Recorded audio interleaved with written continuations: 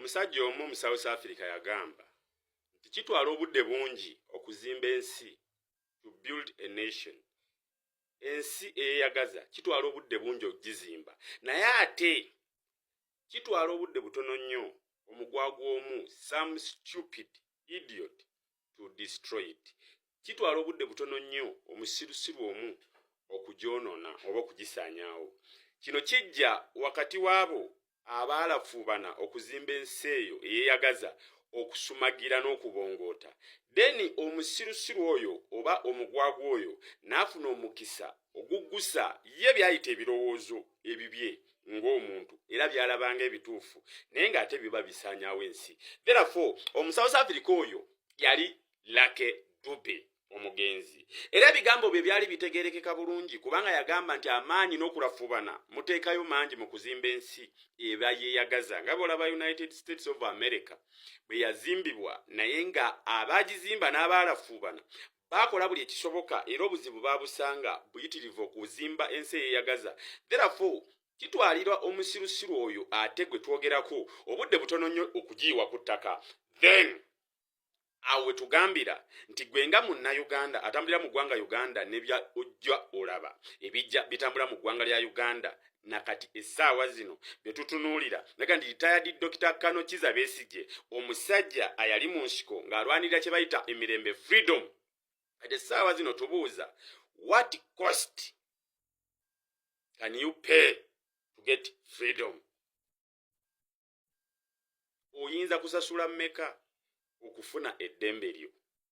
Kibuuzo nno kikulu kubanga minzaani bw'ogiteekawo noga nti mbutuufu olina kuteekako jjinja lya kilo 5 okufuna kye weetaaga, kitegeerekeka. Naye tuli mu kubuuza, how much can you pay to get your freedom? Okufuna eddembe lyo olina kuwaayo kyenkana ki? Mutango ki gw'olina okuwaayo okufuna eddembe lyo? Kakati nate mu Uganda nga bwe tutambula n'ebitambula, kituufu ffenna bwe tutunuulira ebitambula n'ebikolebwa ku retired Kano Dr. Kiza Besigye kituwa ebyokuyiga biyitirivu. Ebimu ku byo bye nkuleetedde nze Busabwambogo bikunnyonnyola obitunuulire oba obikubemu tooki okola okufumiitiriza gwe Katonda gwe yawa amagezi agafumiitiriza, gwe yamma agafumiitiriza ate yajja bifuna mu ngeri ndala. Naye nsaba Mukama Katonda akuwa obwongo otegeere ku kino kye ngenda okukugamba nti bw'abanga yalafuubana Dr. Kano Kiza Besigye retired n'abanga yava ku mirimu gye, ayali asasulwa ssente mpitirivu ne yeewaayo n'ayingira mu nsiko, ayali agenda okuttibwa Katonda n'amuyamba n'asimatuka n'abeera nga yali ayagala ddembe. Kati essaawa zino akugamba nti alwanirira ddembe lye kubanga eddembe ebiseera ebisinga bo abalityoboola nabo baba bagamba nabo balwanirira lyabwe. Era wano we tulabira Abayisirayiri nga bagamba they are defending themselves ku Bapalestine, so ate ne bali be batugumbula abantu ne ku mawanga agatuliraanye. Era waliyo abantu abamu era betuwulira abaga nabo balwanira ddembe lyabwe. Nojja genda okwesanga nga kaba kabondo k'abantu batono nnyo ku bangi kubanga abantu bonna abali mu Palestine oba abali mu region eyo gye bayita Gulf region okulaba nti eggwanga limu lyokka oba tribe emu nga be Bayisirayiri be bagamba nti tebalina ddembe era batyoboola eddembe lyabwe. Naye ng'ebikolwa byabwe bwe bitunuulira omuli okutta, okuwamba, okufufugaza, bo lye bayita eddembe lye balwanirira eryabwe eryabannaabwe balirowoozaako. Akati nno wano mu Uganda bwe tugambira nti waliwo ekitusumbuwa mu bwongo ge bayita amateeka, rule of law. Kubanga abaakutte Dr. Kano Kiza Besigye bakugamba nti bagoberera amateeka, ate abawolereza retired Dr. Kano Kiza Besigye nabo bakugamba gavumenti edde ku mateeka. Gavumenti ya Yoweri Museveni Kaguta edde ku mateeka, rule of law. Ate ne Yoweri Museveni Kaguta agamba amateeka gakole. Then who is contradicting with the other? Who is right, who is wrong? Bwe gaba nga amateeka buli omu gaalifaalingako nti bannange mateeka, tubuuze ekizibu kiri luddawa? Interpretation of the law is where the problem is, oba we have a problem of normalizing abnormalities. Kubanga bwe tutandika okunormalizing abnormalities, oli bamukubi bamusse, poliisi nekeera ku makya nekuba bannayuganda amasasi ku street misana ku broad daylight, ne tutunula ne tuga nti baajuwa omukisa era ne bajuwa obuyinza okutta. Police has a right to kill. Ngabo nno be batukulembera era yentegeera yabwe bwe bate bagamba, era bangi battibwa 6 ne bagwa ku ttaka watali kunoonyereza, ate ne bakugamba nti twagenza bazuula nga bali mu lukoo lw'okubba. Fene tukola okusalawo ne tuga nti battibwe. Ekyo kitegeeza ki? Kitegeeza nti watandise okubaawo kooti ezituula wabweru wa kooti. era ne zikola decision. Ebyo nno bye byaleetera abantu nga bano retired Kano Dr. Kizza Besigye n'abalala nga nti tujja kutambulira mu nsi efaanana bweti. Kakati essaawa zino bwe kibanga bwe kiri nkuzzayo ne nkugamba nti abangi bwe baba nga baalafu bano kola ate bo bennyini ne basumagira, then what are the consequences? Ze zino ze tulaba.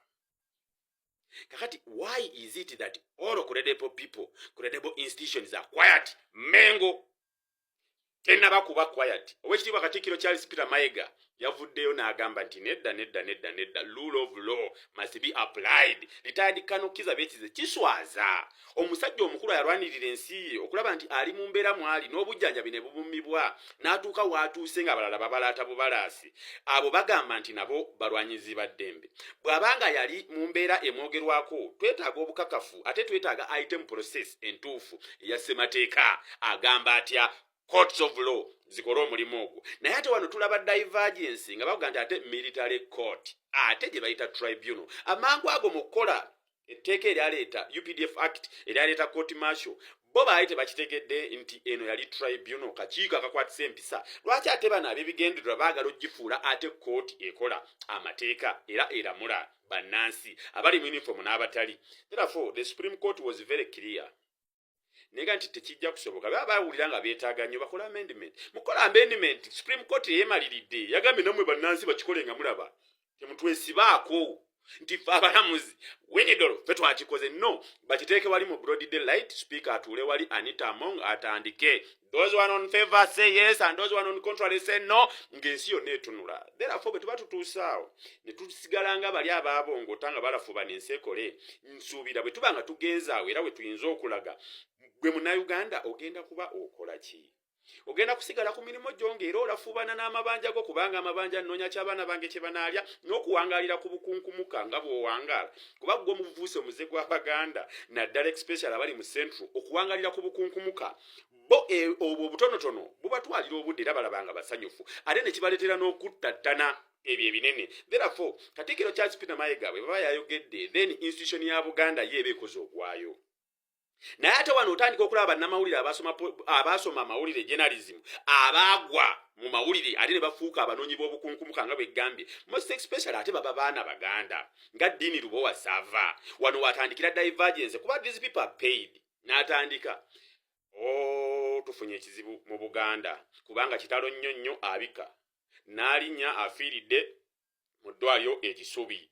Mu ddwaliro gy'afiiridde ekisubi agenda kubanga akwatibwa era alemeddwa omulambo gwe okubanga baguta okugulirizinga ekisubi babanja eddwaliro. Sente nno ze babanja ziri obukadde 3,200 naye nga ye omulwadde abadde abanjibwako kamu 8 naye Mmengo esirise era omulambo baguwambye. Kitegeezaazi tebereza okunyoomola kuno ono nayogera bino aba agoberera obutonotono bwe nagambye obukunkumuka ng'abaana aba Buganda bwe bawangaala ab'ensanzi gino abatali baliye ate abatondawo ensi eno bajjajjaffe be batunnyonnyola nti baalafuubana ne balwana okubanga bayimirizaayo eggwanga lino ab'ennaku zino ate abavubuka ddala kati ono Sava ate ye akulagira ddala Muganda ataasomyeko naye obwongo bwe olw'okuba ayagala obukunkumuka bwe banaamusuulira akuleetera amawulire ng'ago ng'ate ddala kyakola amawulire yagasoma naye olw'okuba nti omutwe gwe guwaniriddwa obunafu bw'obwavu n'okuba nti muyabayaba mu ntegeera atandika ate okukola ebintu bwe biti mu ssaawa bweti weebuuza why is that information being released out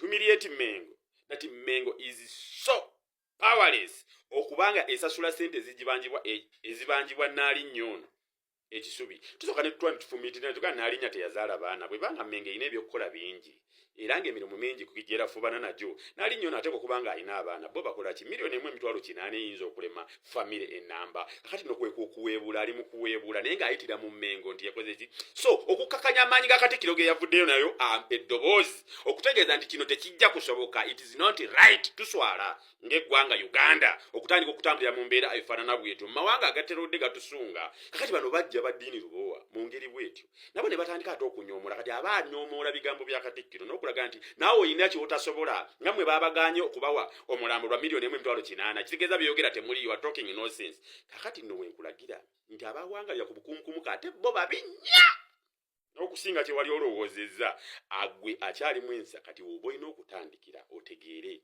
wa gye tugenda na wa gye tulaga naddala abaana Abaganda abakola bino ate tubeewale tubaboole babi nnyo n'okusinga kye wali lowoozezzaako.